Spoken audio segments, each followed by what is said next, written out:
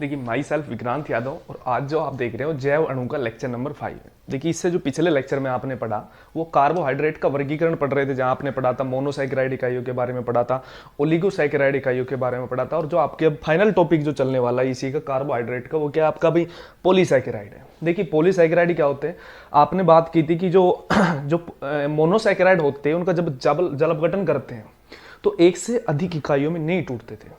लेकिन बात की थी किसकी, आपने ओलिगो की, वो एक से अधिक इकाइयों में टूटते हैं और एक से अधिक इकाई कितनी हो सकती थी, अधिकतम 10 तक हो सकती थी, आपने वो भी पढ़ा था। लेकिन जो पॉलीसैकेराइड है इनका जब जल अपघटन करते हैं तो कम से कम 10 से ज्यादा, मतलब ग्रेटर देन, लगभग ऑलमोस्ट वैसे 10 से ज्यादा में यहाँ पे 12 से स्टार्ट हो रहा होता है, 12 से ज्यादा इकाइयों में कम से कम टूटते हैं। एक से अधिक प्रकार की इकाइयों में, कौन सी, मोनोसैकेराइड इकाइयों में ऐसे अणु जो टूटते हैं उनको क्या कहते हैं भाई, पॉलीसैकेराइड। और अणुओं के जो टूटने की संख्या होती है मिनिमम कितनी हो सकती है, 12, और 12 से ग्रेटर 12, या तो 12 अणु में टूटता है या 12 से ज्यादा, 12 से ज्यादा ही पाया जाता है, पर मिनिमम कितना हो सकता है, 12 हो सकता है। इसका एक जर्नल फॉर्मूला भी C6H10O5, इसका अगर ब्रैकेट में लेते हो उसकी वैल्यू n लेते हो, जो n की वैल्यू होती है यहाँ पे, जो n हो सकता है वो या तो 12 हो सकता है या 12 से ज्यादा हो सकता है। एक चीज, जो पॉलीसैकेराइड होते हैं वो आपके कैसे होते हैं भाई, असरकरा होते हैं। इससे पहले पढ़े थे जो आपने मोनोसैकेराइड की बात करें या ओलिगोसैकेराइड कैसे होते थे, आपने पढ़ा था भाई सरकरा होते थे। सरकरा कैसे होते हैं, क्रिस्टलीय होते हैं, जल में विलयशील होते थे, कैसे होते थे, स्वाद में मीठे। लेकिन जब बात करूं मैं किसकी, असरकरा की, ये उसके विपरीत है। अक्रिस्टलीय, जल में अविलय, तथा कैसे होते हैं, स्वादहीन होते हैं। क्लियर है। इसके बाद इसका एक क्लासिफिकेशन भी किया जाता है। पॉलीसैकेराइड दो भागों में बांट दिया जाता है, एक तो सम पॉलीसैकेराइड और एक विषम। नाम से क्लियर हो रहा है, सम में मतलब जो एक समान प्रकार की मोनोसैकेराइड इकाइयों से मिलकर, भाई हमें बता पॉली एक से अधिक प्रकार की मोनोसैकेराइड इकाइयों से बना है, और वो जो मोनोसैकेराइड इकाई अगर सारी की सारी समान है तो उसे क्या बोलेंगे, ऐसे पॉलीसैकेराइड को भाई सम पॉलीसैकेराइड, और असमान होगी तो उसे क्या कहेंगे, विषम पॉलीसैकेराइड कहेंगे। क्लियर है भाई।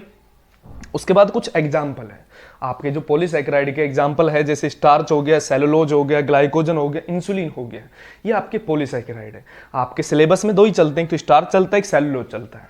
क्या कहाँ से भाई ये मिलते हैं, क्या इनका काम होता है, ये चीजें हम पढ़ने वाले हैं स्टार्च में। देखिए क्या होता है, स्टार्च के बारे में पढ़ते हैं।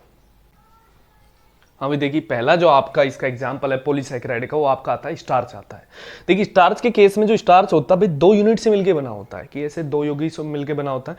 एक चीज, स्टार्च मिलता कहाँ से, स्टार्च का जो मुख्य स्रोत होता है ये तो मेनली आपके जो अनाज होते हैं ना उनके थ्रू मिलता है, जैसे गेहूं हो गए, जौ हो गए, चना हो गया, आलू में भी ये स्टार्च प्रचुर मात्रा में पाया जाता है, जो हमारे शरीर में एनर्जी प्रोवाइड करता है। भाई हम खाना क्यों खाते हैं, एनर्जी के लिए। एनर्जी कहाँ से मिलती है, अनाज के थ्रू, और अनाज में क्या पाया जाता है, स्टार्च पाया जाता है। स्टार्च क्या होता है, एक पॉलीसैकेराइड होता है। क्लियर है लाइंस। तो जो स्टार्च जो बना होता है दो यूनिट से मिलकर बना होता है, एक तो अगर बात करें एमिलोज से, एक एमिलोपेक्टिन, दो यूनिट। अब एमिलोज क्या होती है, एमिलोपेक्टिन क्या होती है, ये देखते हैं। देखिए जो एमिलोज होती है वो जो स्टार्च का होती है 10 to 20% भाग होती है। जो एमिलोज पार्ट है स्टार्च का कितना रोल प्ले करता है भाई, 10 to 20% रोल प्ले करता है। जबकि एमिलो जो पेक्टिन है स्टार्च का 80 to 90% भाग किसका होता है भाई, स्टार्च का होता है। कौन, एमिलोपेक्टिन। दूसरी चीज, जो ये एमिलोज पार्ट होता है ये वाटर सोल्यूबल होता है, मतलब जल में कैसा होता है, विलयशील होता है। जबकि जो एमिलोपेक्टिन हो कैसी होती है, जल में अविलयशील होती है। लेकिन बात करें स्टार्च कैसी होती है, जल में अविलय। भाई इसका एक थोड़ा सा हिस्सा तो जल में विलय है, लेकिन मोस्ट ऑफ पार्ट कितना, अविलय है। तो जो आपका जो डोमिनेंट फैक्टर है, आपका जो प्रभावी भाग है वो कौन सा हो जाता है, अविलय। इसलिए स्टार्च कैसी होती है, अविलय होती है।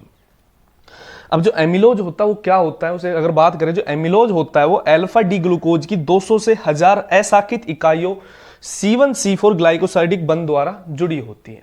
जो भाई बना होता है एमिलोज, वो बना होता है किससे, 200 से 1000 असाकित, मतलब जिसमें ब्रांच ना हो, शाखाएं ना हो, उस जुड़ी होती है आपस में किससे, C1C4 ग्लाइकोसिडिक बंध द्वारा जुड़ी होती है। और किसकी, अल्फा डी ग्लूकोज की। एमिलोपेक्टिन बना तो ये भी किससे बना होता है, अल्फा डी ग्लूकोज, लेकिन इसमें तो असाकित इकाइयां, इसमें कौन सी इकाइयां, साकित, ब्रांच में होती है ये चीजें। लेकिन कितनी यूनिट, 2000 से 3000 यूनिट होती है। और जुड़ी किससे होती है, C1C4 ग्लाइकोसिडिक बंध, और दूसरा होता है C1C6 ग्लाइकोसिडिक बंध। अब बात आती है ग्लाइकोसिडिक बंध क्या होता है, प्रीवियस लेक्चर में आप पढ़ चुके ग्लाइकोसिडिक बंध होता क्या था।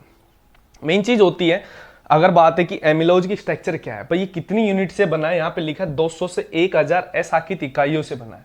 अब अगर बात करें और किसकी, अल्फा डी ग्लूकोज। अब आपको जब अल्फा डी ग्लूकोज का नाम आए तो उसकी जो हावर्त संरचना थी वो याद आ जानी चाहिए। कौन सी होती थी भाई, ये भी अल्फा डी ग्लूकोज है, ये भी कौन है भाई, अल्फा डी ग्लूकोज है। और जुड़े किससे होते हैं, C1C4 ग्लाइकोसिडिक बंध द्वारा जुड़े होते हैं। C1 अगर नंबरिंग की बात करें तो भाई आपका 1 था, ये आपका भाई कौन सा था, 2 था, ये टर्म्स लेता हूं 3, ये 4, ये 5 और वो क्या होता था आपका 6 होता था। सेम ऐसे ही 1 2 3 4 5 यहाँ से चलते हैं। अब यहाँ पे 1 और 4 पर एक तो जो OH और एक H, इसका क्या हो जाएगा भाई, यहाँ से जल का अणु निष्कासित हो जाता है। यहाँ से एक तो OH गैर, यहाँ से क्या चला जाएगा H, और बीच में क्या बन जाएगा, एक ग्लाइकोसिडी की बन। क्लियर है भाई, ग्लूकोज की यूनिट आपस में जुड़ चुकी है H2 अणु के निष्कासन के थ्रू और बंध बन चुका है। एक तो C4, जो C4 कार्बन है और एक C1 के बीच में क्या बन चुका है, ग्लाइकोसिडिक बंध बन चुका है। ऐसे कंटिन्यू जुड़ती हुई चलती है भाई, ये OH किसी अगले वाले H2 के साथ, ऐसे कब तक जुड़ते हुए चलेंगे, और ये OH किसी पिछले वाले OH के साथ निकल के क्या बना रहा होगा भाई, ग्लाइकोसिड। और ये कब तक जुड़ती हुई चलती चलेगी, जब तक इसकी कितनी यूनिट ना चली जाए भाई, 200 से 1000 यूनिट ना चली जाए। क्लियर है ये चीजें भाई।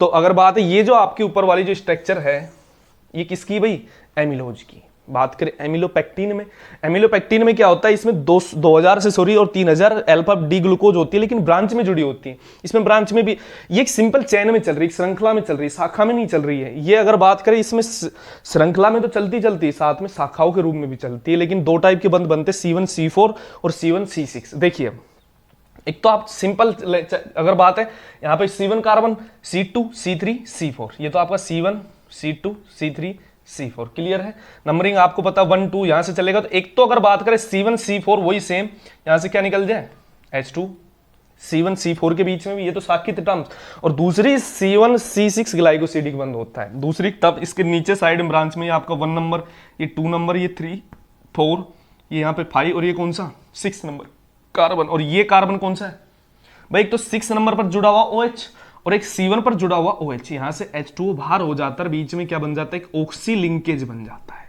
ये भी ऑक्सी लिंकेज ही क्या बोला जाता है भाई, आपका ग्लाइकोसिडिक बंध। और कौन से के बीच में, एक तो C6 कार्बन के बीच में और एक C1 कार्बन के बीच में, इसलिए इसको C1 C6 ग्लाइकोसिडिक बंध भी कहते हैं। क्लियर है भाई। और जो ये संरचना बनती है, जो शाखा में भी चलती, सॉरी एक तो अगर बात है श्रृंखला में भी चलती, साथ में शाखा में भी चलती है। थोड़ा सा जैसे अभी ये शाखा में चल गई, उसके बाद ये वापस से कहीं श्रृंखला में आ जाती है, फिर कहीं शाखा में आ जाएगी। ऐसे पिछला वाला OH ये किसी शाखा में चल रही होगी, और ये जब तक चलती रहेगी, जब तक ऐसे ये पिछला OH किसी दूसरे वाले OH के साथ ऐसे, और चलता रहेगा, जुड़ते रहेंगे जब तक कितने अणु ना जुड़ जाए, उसके 2000 से 3000 यूनिट ना जुड़ जाए। भाई ये OH था, किसी अगले वाले OH के साथ H2 निकल जाएगा, जुड़ता हुआ चलेगा। ये ऐसे नीचे फिर शाखा में चल रही होगी या ब्रांच में चल रही होगी। पहले तो श्रृंखला आ जाएगी, फिर अगर बात है फिर ब्रांच आ जाएगी, शाखा आ जाएगी, फिर श्रृंखला आ जाएगी, फिर शाखा आ जाएगी। ऐसे चलता रहता जब तक उसकी 2000 से 3000 यूनिट ना जुड़ जाए। तो भाई ये जो स्ट्रक्चर होती है, जो नीचे वाली जो यूनिट की स्ट्रक्चर है किसकी भाई, अगर बात करें किसकी होती है, एमिलोपेक्टिन की। ये जो संरचना है किसकी, एमिलोपेक्टिन की। ये जो ऊपर वाली संरचना है किसकी, एमिलोज की होती है। क्लियर है। तो इस चीज में रटने की कोई जरूरत नहीं होती, बस सिर्फ आपको कौन सी यूनिट पता होनी चाहिए, सिर्फ अल्फा ग्लूकोज पता होना चाहिए, उसकी हावर्थ स्ट्रक्चर पता होगी तो कुछ नहीं, आपको ये बनाने की याद करने की जरूरत नहीं है। बस एक C1 C4 और C1 C4 के साथ C1 C6 बस एडिशन करना, और कुछ है ही नहीं है। क्लियर है। तो ये तो हो गया आपका पहला जो पॉलीसैकेराइड का एग्जांपल था, कौन सा भाई, स्टार्च। दूसरा जो आपका एग्जांपल बचता है सेलुलोज। देखिए क्या होता है, उसे भी पढ़ते हैं। ये आपका जो पॉलीसैकेराइड का सेकंड एग्जांपल आपका क्या भी, सेलुलोज। सेलुलोज क्या होता है, ये भी उसी की तरह जैसे कि वो पिछली भी भाई अल्फा ग्लूकोज इकाइयां जोड़ी थी, लेकिन ये जो बना होता है बीटा डी ग्लूकोज इकाइयों के C1 C4 ग्लाइकोसिडिक बंध द्वारा जुड़े होते हैं।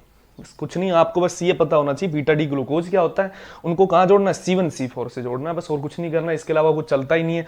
अगर बात करें ये आपका क्या होता है भाई, बीटा डी ग्लूकोज है, ये भी बीटा डी ग्लूकोज, ये भी सेम यूनिट, ऐसे एक श्रृंखला में जुड़ती हुई चलती है, बस कुछ नहीं। और कहाँ से भाई, आपका 1 नंबर ये है, ये 2 है, ये 3 है, ये 4 है, 5 है, 6 है, ऐसी 1 है, ये 2 है, ये 3 है, ये 4 है। और C1 C4 से बस क्या निकाल देना, H2O। इसका एक OH, इसका एक OH, यहां से H2O निकल जाएगा, बीच में क्या बन जाएगा, ग्लाइकोसिडिक लिंकेज बन जाएगा। क्लियर है। ऐसी C1 है, वहां से 1 2 3 4 C1 C4 से अगर मैं बात करूं, यहां से एक OH और इसका एक H, और बीच में क्या बन जाएगा, ऑक्सी लिंकेज बन जाएगा। ऐसे ही इसका एक OH, अगले का H, ऐसे कंटिन्यू ये चलता रहेगा। सेम ऐसे ये OH किसी अगले वाले अगर बात करें किसी H के साथ निकल के ऐसे कंटिन्यू चलता रहेगा। और ये यूनिट जब तक चलती रहेगी, जब तक इसकी जितनी भी 1 लाख इकाइयों के रूप में जो मोनोसैकेराइड इकाई है वो जितनी होती है, 1000 2000 4000 जो भी उसकी यूनिट जो होती है, वो तब तक पूरी ना जुड़ जाए। क्लियर है। तो ये स्ट्रक्चर जो होती है भाई किसकी होती है, सेलुलोज की होती है। क्लियर है। तो ये आपके भाई अगर कार्बोहाइड्रेट की बात करें, इसी के साथ आपके जो कार्बोहाइड्रेट वो कंप्लीट हो जाते हैं। इसके बाद आपके जो जैव अणु बचते हैं, आपके प्रोटीन बचता है, आपके न्यूक्लिक अम्ल बचते हैं, एंजाइम बचता है, हार्मोन बचता है। इससे अगला जो टॉपिक पढ़ने वाले हैं वो प्रोटीन, एक लेंथी टॉपिक है, उसे एक नेक्स्ट लेक्चर में उसे कंप्लीट करेंगे। क्लियर है भाई।